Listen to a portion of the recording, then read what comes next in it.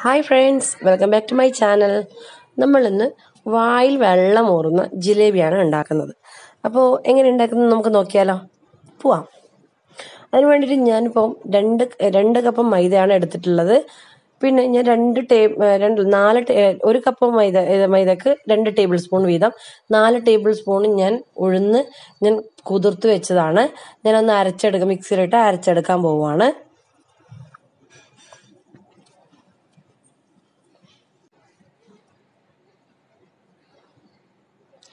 ഇപ്പോൾ ഞാൻ അരച്ചെടുത്ത് കഴിഞ്ഞ് ഒരു ബൗളിലേക്ക് ഞാനത് മാറ്റിയിട്ടുണ്ട്. നമുക്ക് മൈദ അതിലേക്ക് ഇട്ട് കൊടുക്കാം. മൈദ ഇട്ട് കൊടുത്തതിന് ശേഷം ഞാൻ 2 ടേബിൾ സ്പൂണാണ് ഞാൻ പഞ്ചസാര ഇട്ട് കൊടുക്കുന്നുണ്ട്.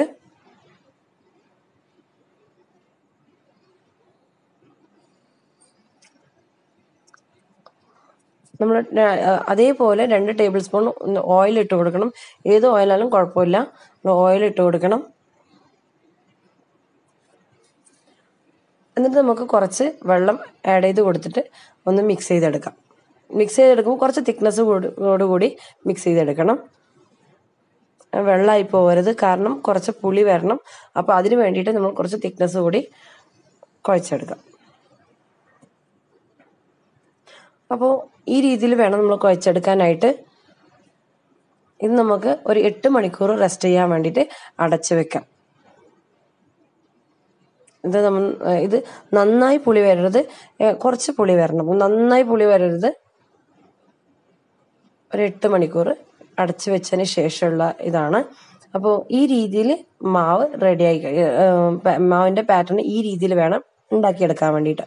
അപ്പോൾ അതിനിടയിൽ ഞാൻ 1.5 കപ്പ് പഞ്ചസാരയാണ് എടുത്തിട്ടുള്ളത്. 1.5 കപ്പ് പഞ്ചസാരയ്ക്ക് ഞാൻ 1 കപ്പ് വെള്ളം ഒഴിച്ചു കൊടുത്തിട്ട് ഞാനത് പഞ്ചസാര പാകാക്കാൻ വേണ്ടിയിട്ട് വെച്ചിട്ടുണ്ട്.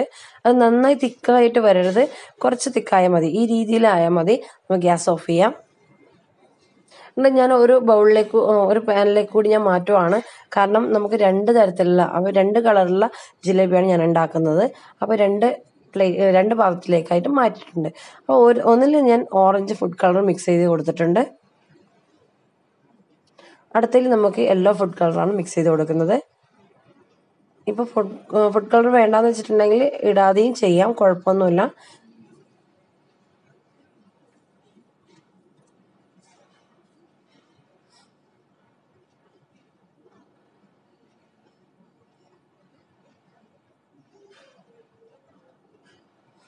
ഞാനിപ്പോൾ എണ്ണ ചൂടാവാൻ വെച്ച് കൊടുത്തിട്ടുണ്ട്.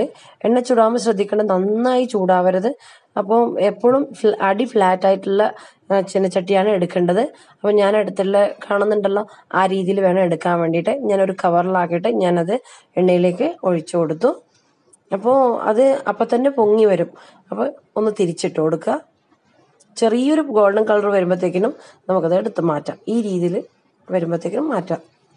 ഇത് മാറ്റുമ്പോൾ നമ്മൾ പ്ലേറ്റിലൊന്നും എടുത്ത് വെക്കേണ്ട ആവശ്യമില്ല, ഡയറക്റ്റായിട്ട് പഞ്ചസാര പാവിലേക്ക് ഇട്ട് കൊടുക്കണം.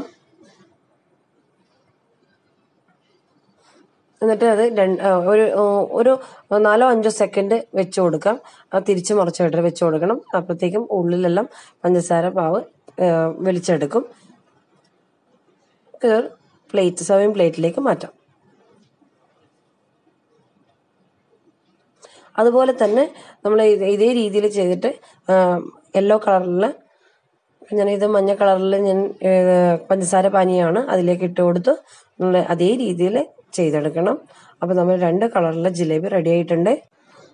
അപ്പോൾ ഈ റെസിപ്പി എല്ലാവർക്കും ഇഷ്ടപ്പെട്ടെങ്കിൽ ഒന്ന് ലൈക്ക് ചെയ്യാനും ഷെയർ ചെയ്യാനും പിന്നെ അടുത്തുള്ള ബെൽ ബട്ടൺ ഒന്ന് ക്ലിക്ക് ചെയ്യാനും ഒരിക്കലും മറക്കരുത്. Thank you.